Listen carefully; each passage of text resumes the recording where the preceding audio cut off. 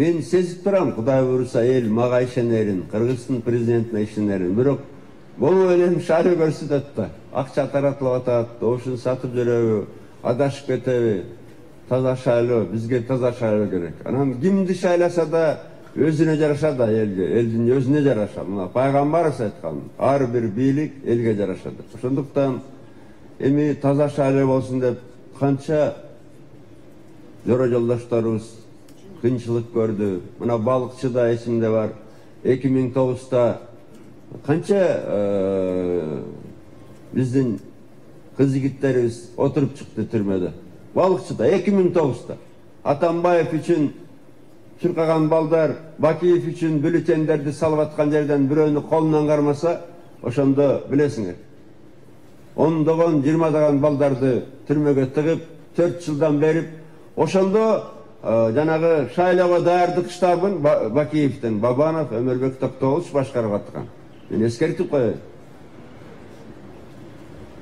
Бюллетендерди бирөө салып атса, кармаган балдарды камаган заман болгондо. Андан кийин канча көрдүк. Мына 7 апрелде канча жигитибиз өтүп кетти. Эми болсо көрүп атасыңар. Алдын ала дин премьерлорунда көрүп турабыз. Бирок эл өзү шайласын.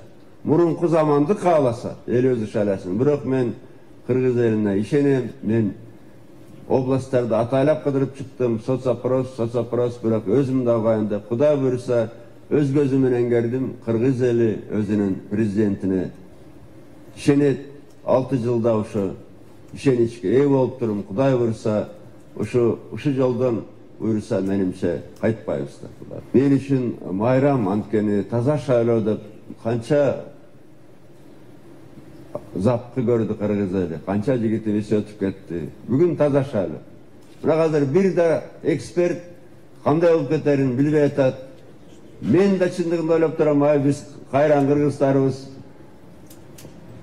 бир бөлүк албетте добушун да сатып кетет. Бирок Кудай буйруса биз Кудай колдогон элбиз, менимче бардык эле туура. Эмне болсо дагы мындай да, ар бир эл өзүнүн бийлигин өзү шайлаш керек.